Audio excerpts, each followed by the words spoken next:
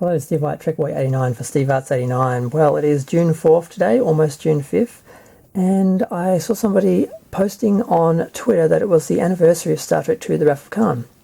Now, normally this would be a reason to celebrate, but unfortunately Star Trek II: The Wrath of Khan was the beginning of the end for Gene Roddenberry's vision of the future as seen in Star Trek, the original series.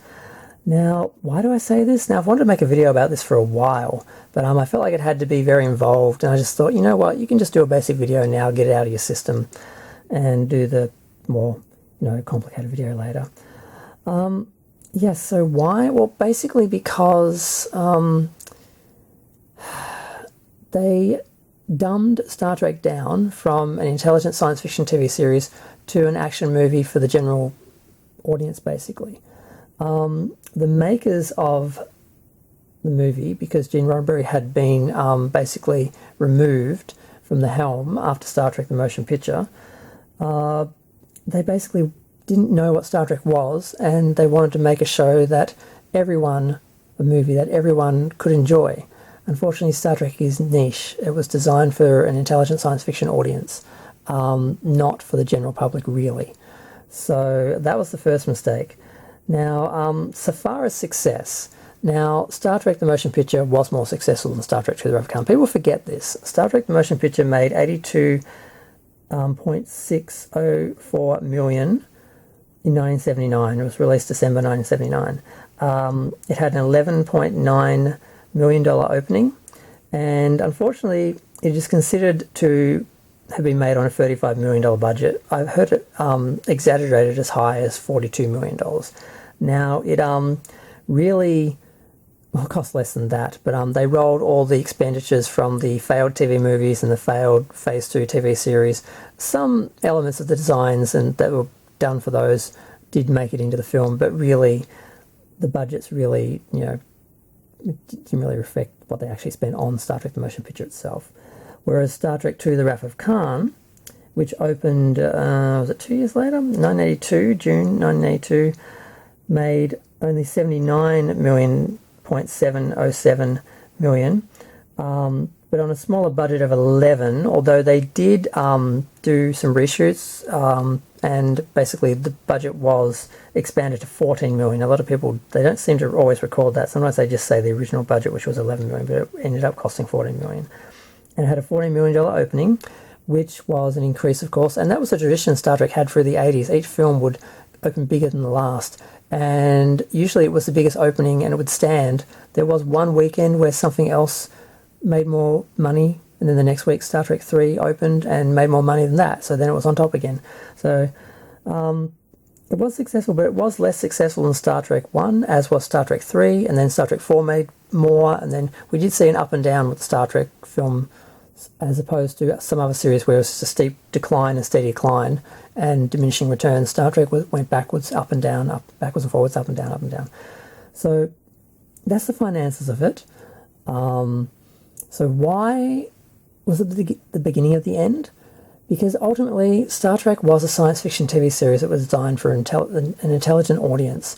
Didn't speak down to them, didn't condescend to them, it asked them, to actually work.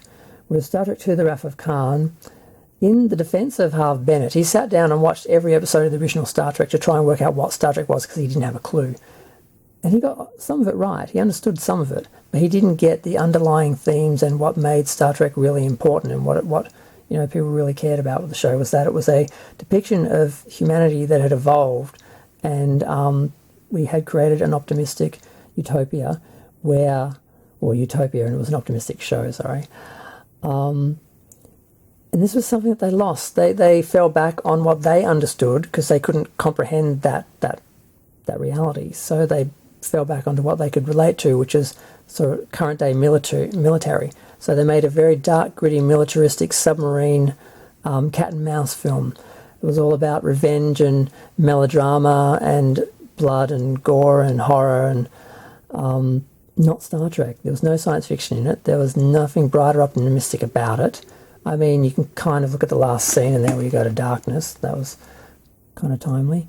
There was an attempt to sort of put a nice happy ending on it, and those were mostly reshoots where they suggested, hope and that Spock would return. The original film didn't end like that. It was much darker like the rest of the film. But and this continued on with Star Trek, where it became, unfortunately, what people thought Star Trek was. People thought Star Trek was basically Spock and space battles. They thought it was villain of the week, basically the goodies fighting the baddies in spaceships, that the future, all the future was more technology, that we hadn't changed or evolved, we had the same problems, just, bigger guns to fight it with and bigger ships. That's what Star Trek was reduced to in the public mind, and that's what the studios wanted. And if you look at all the films, with the exception of Star Trek 4, the Voyage Home, which was a deliberate attempt to do something different than the last two films, and the last attempt to do anything different, and the last attempt to try and be a science fiction film, all the films were basically just villain of the week, space battles, red alert, that's it. That's all they were. And unfortunately, this happened with the TV series too. There was a brief moment where Star Trek came back, because although they'd gotten rid of Gene in the films, in order to do a new TV series, they had to involve him. And he said, I'm not doing this. I'm not going through that again. And they said, well, we'll do it in syndication, so there's no network. You don't answer to anyone. You can do whatever you want. And that was when he got a chance to really create the Star Trek that he envisioned, which was Star Trek The Next Generation. But unfortunately, that only lasted for the first 2 seasons, which are often derived by people because these people just can't comprehend Star Trek. They just don't get it. They think it's just a drama in space, and that's what happened after Gene got sick and had to step away from Star Trek in Next Generation in season 3. They reduced the show to a science fiction melodrama. They focused more on the characters. The stories were less related to science fiction. They were less individual. The music was dumbed down to be more bland, and all the lighting was the same. They didn't try and give episodes different feels and different characters or scenes or planets. Everything was just like TV sitcom lighting. Everything was, just the same. Just same. And then by the time they got to Deep Space Nine, which was a deliberate attempt to do like an anti-Star Trek Next Generation, because certain producers hated Gene Roddenberry and hated Star Trek, they made the series about war. Ultimately, they made it an ongoing story. They took away the exploration. They tried to put it back with the Defiant, but then they took it away again when they basically made the show all about war. And they undermined the Federation itself by establishing that, cynically saying that Utopia, this future that Gene envisioned, couldn't exist without, state-sanctioned or state-tolerated terrorism going on in the background. Section 31.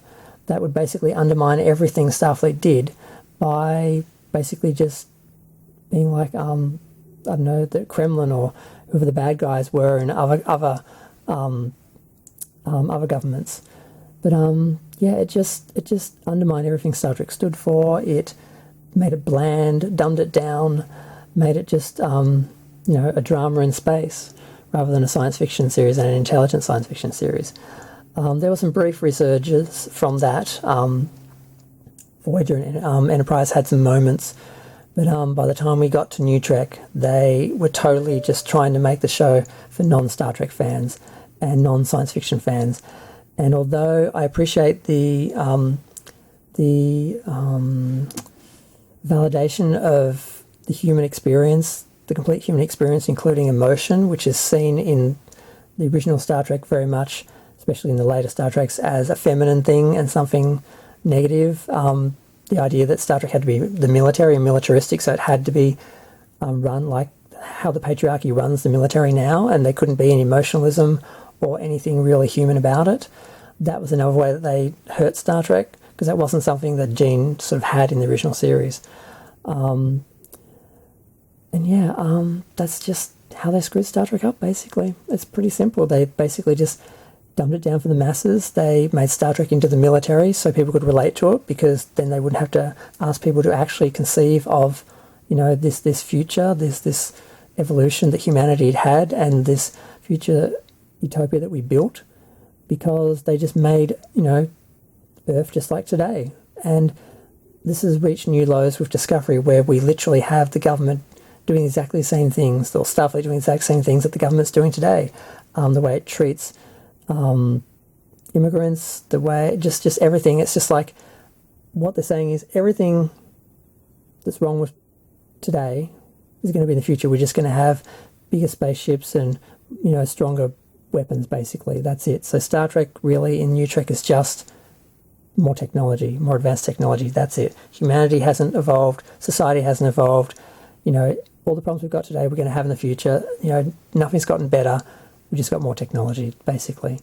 And maybe some more awareness of our emotions. That's about the only thing that Star Trek Discovery contributed to Star Trek that was positive.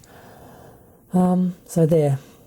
That's why and how Star Trek II The Wrath of Khan was the beginning of the end for Star Trek and Gene's, vision of an evolved utopian society. I'm going to go. Feel free to share, like, comment, subscribe. Let me know what you think. Thanks. Bye.